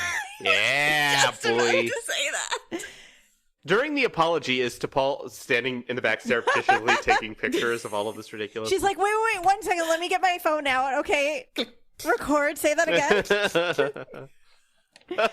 T'Pol, friction is to be expected whenever people work in close quarters for extended periods of time. Archer... Yeah, honestly, it sounds like they're hot like as hell. Come on. It sounds like they're supposed to be flirting, but it's so uncomfortable. Jesus. Archer, I guess that's always been true, especially when the people are of the opposite sex. T'Pol, then it's good that you're my superior officer and we're not in a position to allow ourselves to become attracted to one another, hypothetically. If we were, the friction that you speak of could be much more problematic. Then Trip walks by down the hall and just slaps her on the ass as he goes by. Be better if he slapped Archer on the ass. Well, This there's that. Yeah. conversation is so awkward. It also seems to be implying that T'Pol is attracted Devil to you Archer, say. which we have never Yeah, gotten a that's what hint it of. sounds like. They have negative sexual chemistry. I know, which is why sure. this is so uncomfortable. And then Archer leaves, thank God. He leaves conversation over. And he goes to check in on Porthos. They open up the top of the isolation chamber, and Porthos jumps out into Archer's arms. And he has a Band-Aid over on his head above the right eye where they had done the thing. And it's just like a normal Band-Aid. Like it's not like a bandage, it's a Band-Aid. Band-Aids don't work on dogs. It's You have to shave. You have to no, shave the there's no fur. fur shave. It's a Band-Aid on his fur. It is so cute, though. You guys, Amazing. Porthos looks so cute with the Band-Aid. No, I'm just picturing for those. It's going to be 3 minutes, and he's going to go scratch that thing off. If he doesn't have a cone, that Band-Aid ain't lasting more than 30 seconds. Yeah. But he looks so cute in the Band-Aid. Phlox is like- It looks so cute, you guys. Phlox is like, oh, that's not a Band-Aid. That's a new creature that lives on his skull.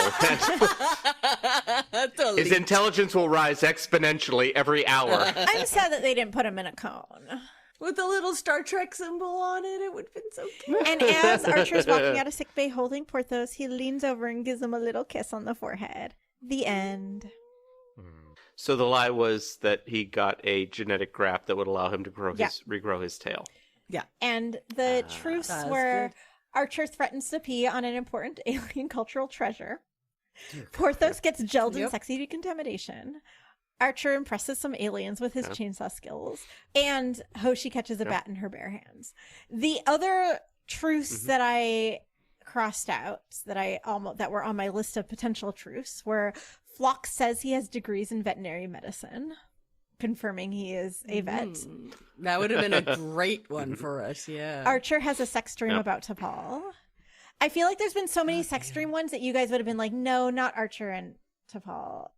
Because there's also been so little chemistry between T'Pol and Archer that I would never have thought that. I would have thought you were tricking us to say because Trip had a sex felt dream like I about would have T'Pol. definitely gotten you guys with that one, but there were just so many good ones. Previously, I said that I love Archer and T'Pol's relationship, that they've never tried to put any like sexual tension or like have any will they won't they, and they just have a professional relationship. That's gone out the window now. I have more that were truths that I didn't use. Archer learns an important lesson about how to apologize. And Archer and T'Pol get into a treadmill race. And T'Pol tells Archer that he's ignoring the consequences of his actions. I think the ones you chose were good, though. I was not able to get it down to just 2 truths. I apologize. Two.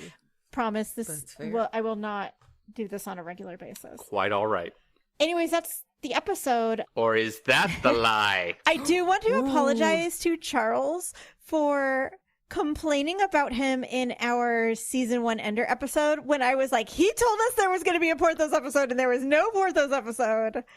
It just wasn't quickly. It has been like 8 months since we recorded that. Well, it sounds like there was a lot of Porthos, but it was mostly Porthos puppets. Yeah, It didn't sound he was like Porthos unconscious did through most of it, but we stuff got in some good this. Porthos in the beginning being gelled. We got him like looking sad in his chamber, and we got him at the end with a cute bandage and getting a kiss. I'll take it. It's more Porthos than we've had in the past, so I'm fine with My it. first time watching this episode, I was like, this is the greatest episode of television that I've ever seen in my whole life. Because it had it had Porthos. Porthos. It had so much Phlox. Phlox is like one of the best characters on the show. Hoshi, there was only a little bit of Hoshi, but she was so good in the little bit that we got. I mean, she Hoshi. fucking caught a bat in her hand. Yeah, Like, that when was she caught a amazing. bat and then she looks at it and is like, what are they doing to you? Perfect line reading. She has the best line readings on the show. Also, like when she turns to T'Pol and is like, do we have a chainsaw? Great line reading. She has really good comedic timing. Hoshi's really good at comedy, or a Linda Park. She turns to T'Pol and says, "Do we have a chainsaw?" And T'Pol goes, "No, and stop asking me that." T'Pol had some great lines in this episode. It was just very funny. Like, I was howling the whole time. I was practically crying. Like, I was laughing so much through this episode. I mean, just some of Phlox's, when Phlox just like out of nowhere asked Archer the last time he was intimate with a woman, it was so much fun. But the second time I watched it, the whole Archer learning to apologize thing, the sexual tension with T'Pol, I hated it. Hated it. I will say, like, I do feel like they were sort of smart about, like, okay, you put an animal, like a dog in danger, so you've got to offset that with some comedy. Like, you have to make it light so that everybody knows that dog isn't gonna die. Did you ever feel a real concern that that dog was gonna die? Because it doesn't seem like you did. Porthos. They're not gonna kill Porthos. Yeah. Right. It seemed like, and I think the only way to really, because otherwise you're in like this constant fear and the funny isn't gonna hit, or the lighter so unless you have that lighter stuff, that's what's gonna make you feel better about it. That's what I feel like. Yeah, so but I hated the Archer T'Pol stuff. The sexual tension thing was weird because we've never had a hint of it before. Also, like, the idea that everything we've seen up till now, every time that Archer is like rude to T'Pol, that the reason he's being rude to her is because he's just so sexually attracted to her that he doesn't know how to deal with it, so he's just rude to her instead. Hopefully this will mean that he will stop being rude to her, but somehow I have a feeling that's not going to happen. No, but if that is what solves it, I guess that's a good thing, but I don't think it's going to solve it. Is Phlox the ship's counselor for this show? He does say he has a degree in psychiatry. Yeah, I mean, and to be fair, they don't have one, right? I mean, and we've seen this on other shows where the doctor sort of becomes the default ship's counselor because there isn't really a identified ship's counselor. Porthos good boy scale. How good of a boy was Porthos? He was the bestest boy. He got gelled. He was so good in decon. And we got to see him with the cute bandage, but he was unconscious for most of the episode. But he also had brain surgery and seems to be doing very well. He had more lines than Angelica Schuyler in that one episode of Voxola. She was unconscious for most of the episode too. Yeah, at least Porthos got to wake up at the end. Yeah. We never got to see her again. She could still be unconscious. Yeah, she might be dead. We don't know. Oh, boy. Saucy section. How sexy was this episode? As usual, we saw a lot of people in their underwear, both in the real decon scene and in the dream sequence decon scene. We also saw T'Pol from her back with her shirt off, but it was very uncomfortable. And we did see Archer at the end with his shirt off, but with his weird beaded, braided hair, it was so silly looking that it was not sexy in the least. I'm so sorry, Maria. Maybe... to each their own, but no. I did not think it looked sexy at all. From that one still, it did not look sexy. It just looked awkward. Never asked, never answered for something in the episode that made no sense and was never explained. We never found out what the deal was with the Cretaceans not warning them about the pathogen. Was it that they just were lazy? They didn't check? Was it that there's just so many? I don't know. Like, that was kind of... I came away not being sure if they were at fault or not.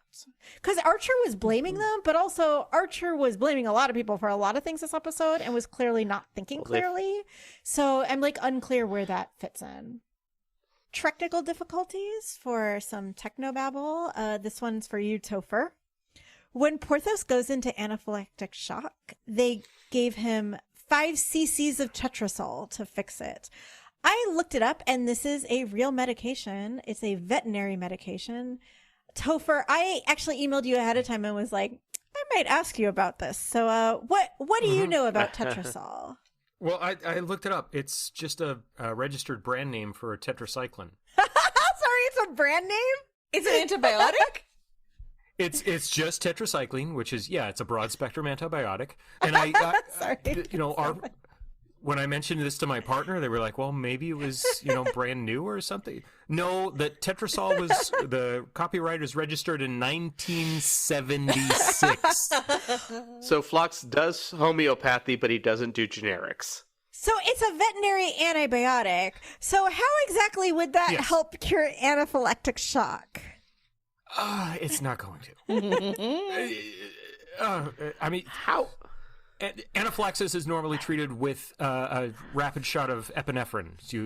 Right. Yeah, and that generally actually does a pretty good job. As a medical engineer, how often do you use live creatures directly onto the patient in procedures? Oh, I mean, we could go into the discussion of medical maggots and medical and leeches. I Right? would Leeches love to are have a used, discussion. yeah. Yep, leeches. Yep. And a fun question: how are they regulated under the FDA? They're regulated as devices. Whoa, really? Really? Yes, because in FDA parlance, a device is something that acts mechanically or physically or electrically on or near or inside the patient. What the Phlox? I have a couple extra Archer waking up in the middle of the night scenes for you guys. These did not have timestamps. At one point, Archer's trying to sleep, but then he hears this electric buzzing noise. He gets up to see what's happening, and Phlox is cutting what are the most disgusting looking toenails I have ever seen. Oh God, it's that episode. Oh. I like, Topher, you don't remember anything else, but you're like, I remember the toenails. Because it's scarring. Phlox toenails are a core memory. Ugh. They are so gross. They're like super long and yellow, but then have black tips, and they're pointy. And he is trimming them because, quote, they grow rapidly. And now that we're not allowed to hunt the lemurs anymore, we can't wear them down as we normally do on our planet. And now Phlox is back to being fucking weird and creepy. Oh, I don't know if you've gotten to it yet, so I don't want to spoil it. There's fucking toenails, and Archer came into his So then space. Archer goes back to sleep. Phlox takes these toenails that he has trimmed and then feeds them to one of the creatures in a cage. I mean, to your point, Bill, yes, okay, Archer came into his space, but does Phlox live in Sickbay? I don't think that's his quarters. No, it is remember when he went to sleep, Might be. the door was to Sickbay. He lives in Sickbay. Why? It makes Why sense does he because live- that's- nobody else on the ship has medical experience. So if somebody comes to Sickbay, he needs to be there. Archer goes to sleep. He wakes up again because he hears a weird scraping noise. This time, Phlox is scraping his tongue with a tongue scraper, and his tongue is so long. It is 5 inches long. I'm so glad this is all in one episode. And oh God. Weird roommate episode, weird roommate episode, weird roommate holding episode. a tray under his tongue as he's scraping because it's dripping onto the tray. It is nightmare fuel. That is disgusting. So that's what I was just mentioning. I was like, oh, there's another, and I don't know if I want to spoil you. I'm so glad it was in this one. Yeah, I stopped you because I'm I gonna was bring worried this- because I was like, I have a feeling I know what you're about to say. Yeah. Maria and Jamie, I hope you are prepared because the next time you complain about xenophobia on this show, I am going to bring this reaction up. Wait. Oh, The aliens are not real. Denobulans are not real. So they're also, fictional. if a human did that, I would be grossed out. So we, This is as not xenophobia. people in our world where these are fictional creatures, can be grossed out by their habits. If you are in that world, you should be respectful. If these are actual other species. Archer then goes back to sleep for an hour and wakes up to weird animal noises. And Phlox is like, it's feeding time. And he's feeding all his little critters. At one point, there's a tank of water and he shakes some food in. And then we just see bubbles, just bubbles in the water. Mm-hmm. I like the idea that Phlox watches Archer go back to sleep and goes, what's the weirdest fucking thing I can do to wake this guy? Yes, chef. There were no mentions of chef, but we did get a little bit of food. We did see T'Pol bring Phlox and Archer food, but we never saw what it was because it was it had a tray with the thing over it, so we didn't see. Oh, the silver dome over it? Which I just spent a night in a hospital, and I can tell you that is actually how they bring the food. It's not still, it's a plastic dome, but it is they have the dome and they set it down and lift the dome up. But the only time we see anyone eating food is at the end when T'Pol comes in. Archer is eating a fruit plate with cantaloupe, honeydew, and strawberries. Where is HR? We learned that apparently it is considered not appropriate for Archer to have a relationship with T'Pol, even though in a prior episode, Trip said that the rules about romantic relationships between higher level officers does not apply to T'Pol. I mean, it does feel like she's the acting first officer who is real. I mean, Right. and I feel like her being the first officer is like much more about her relationship with Archer than it is necessarily. I mean, I guess she does order the others around. Yeah, I kind of got the feeling, it may not be that there's an official rule about it, but that they still are like, it Right. would look really bad Yeah, for us to be in a it's- relationship. I mean, it's an unusual situation. Like, there isn't another situation like this in Starfleet right now, so that makes But the sense. fact that Right. Archer has spent like the past year treating T'Pol like shit merely because he was sexually attracted to her and like in front of other people in work contexts, like, No, sorry, this is- HR, where is HR? Where is HR? Yeah, HR needs This to is- fix yeah, that no, shit this is- immediately. This is Melrose Place shit. This is the segment of our show that we like to call Will's Holorex. We all know what one William Riker is doing in his holodeck. That is right, he is binging Enterprise. But we would like to give our Rikermendations, if you will, for non-Enterprise related content that he could be consuming instead. Maria, why don't you go first? Sure. So my recommendation for this week is the show Deli Boys, Deli Boys. It is on Hulu. It is fairly new. I'm actually not done with it, so I'm only about halfway through the first season. And it is the story of two Pakistani American brothers who are the sons of a convenience store magnate who suddenly dies, and they come to realize that he was not just an innocent convenience store magnate. He was actually a drug dealer and a and a king in the underworld, and they have to take it over or be murdered by his enemies. It is Fantastic. so good. It's on Hulu. It's so much fun. If you are like me, either Pakistani or Indian, I think you will very much enjoy it. There are many sort of inside jokes, but also I think it's very fun for really anybody who's watching. Deli Boys. Bill, what is your recommendation? My recommendation is strangely appropriate for this discussion about inappropriate work relationships, but who cares because it's amazing. It is an anime series called My New Boss is Goofy. I cannot recommend this strongly enough. It is about a man who worked for a black company where he was horrifically abused by his boss, and he goes to work for a new company where his new boss is so incredibly kind, but so incredibly and cutely inept. It is gay, because eventually these two end up living together because his new boss is so worried about him that he wants to take care of him and make sure that he is protected from his old boss. It is so completely adorable. I cannot express to you how much I love this show. My New Boss is Goofy. I need to watch this. Mm-hmm.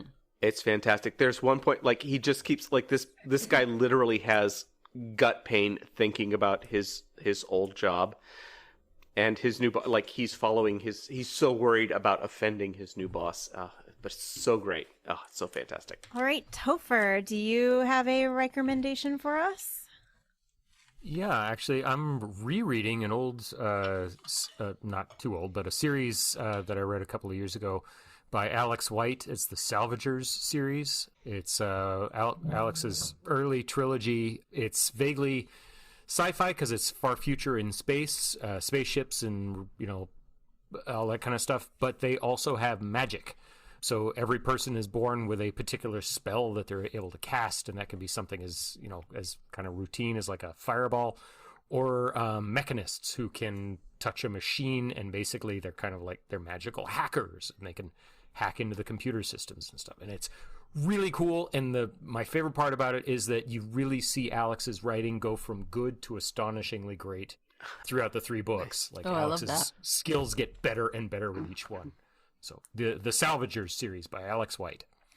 All right, and I will go last. As I've already mentioned, I had surgery a week ago, so I am supposed to be lying down with my leg elevated as much as possible, which means I've been watching so much television. So on my mom's recommendation, I have been watching Ugly Betty. Oh.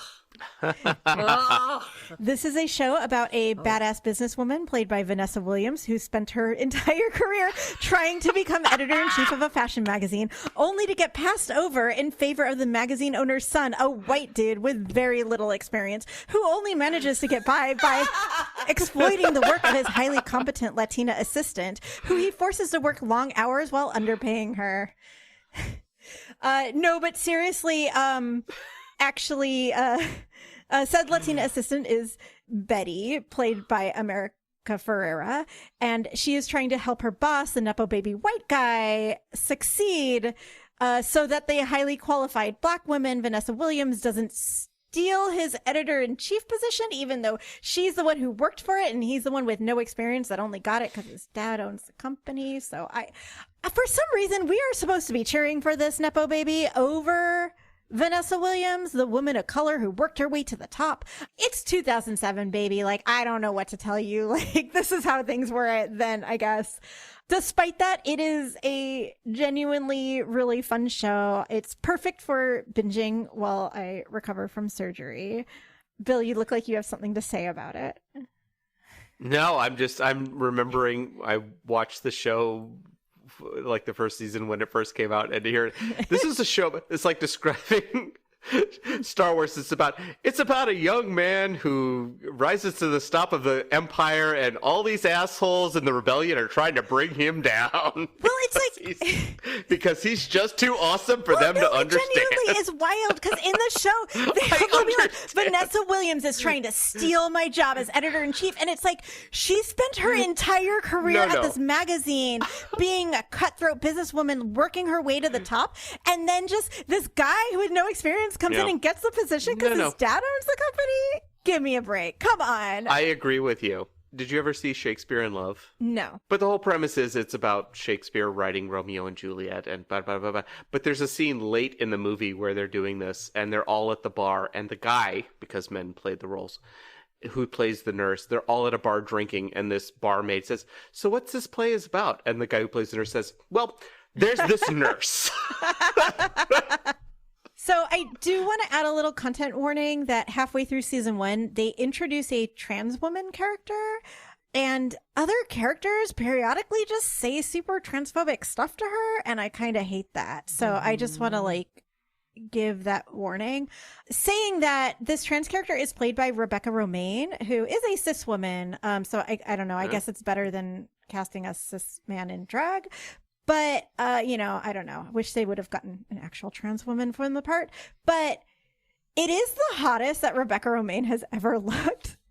And it's really too bad I did not watch this when it first aired in 2007. Because let me tell you, I would have come out as bi way earlier than I did. Damn. Also, Vanessa Williams is just killing it. She looks great. Her outfits are just phenomenal. America Ferrera is just fantastic as Betty. It's just great performances all around. Love it. Love it. I watched it many, many years ago, so I don't remember it as well. I actually don't remember Rebecca Romijn being in it at all, so that's how well I remember. But I do remember Michael Urie being in it and loving him. That was the first time I'd ever seen him. It was also the first time I'd ever... He's so good in it. And also Mark Indelicato, who plays Justin. That was, I think, might have been one of his very first roles. He's like a little baby. Young kid. He's a child. Yeah, he's like a little baby. He's so hot on Hacks now.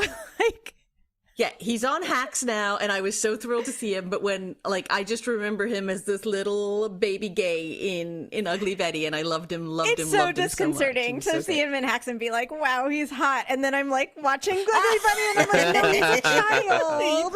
No, he's definitely a child. But yes, I remember really, really enjoying Ugly Betty. And that is the episode. Thank you for listening. Next week, we're going to revisit this episode as a second contact and hear Bill, Maria, and Topher's thoughts. Because Topher, you can come back for that, right? Yep. Nice. Well, we will get to hear what you think of it after you watch this again. I'm so sorry you're going to have to bring back up your nightmares of the tongue and the toenails. Topher, thank you so much for joining us. Where can people find you on the internet? On the socials, I'm generally under Anisotoph, Anisotoph. And I will also be in several months at DragonCon on the science track. Woohoo! Special thanks to K.O. Myers at Particulate Media for sound assistance, to our friend David for our beautiful cover art, and to John Stephen King for being the voice of our computer. If you liked this show, please rate, review, and subscribe on your podcast app of choice and tell your friends about it. We would really appreciate it. You can follow us on Instagram and Facebook as @EnterpriseSplaining and on Blue Sky as @EnterpriseSplain. You can also email us any comments or questions such as, how long has it been since you were intimate with a woman?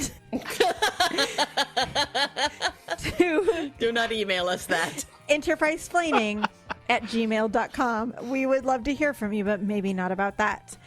If you want to support this podcast, and thank you to everybody who already has. Yeah, you can. You can find us at Buy Me a Coffee as Enterprise Splaining. We will see you in 2 weeks.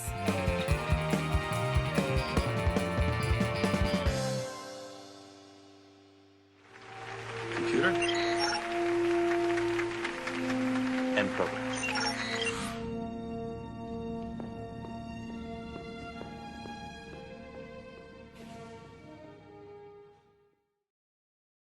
So Archer doesn't understand why the Cretaceans. We never found out what the deal was with the Cretaceans. We never found out what the deal is with the Cretaceans. We don't know what the We don't know what the Cretaceans. God damn it. I think we might just have found our stinger. We don't know what the Cretaceans have asked for as an apology. This has been a broadcast of the ESO Network. Be part of the crew and help support our shows by donating to our ESO Patreon or by shopping at the TeePublic store, which can all be found at www.esonetwork.com. The ESO Network, your station for all things geek.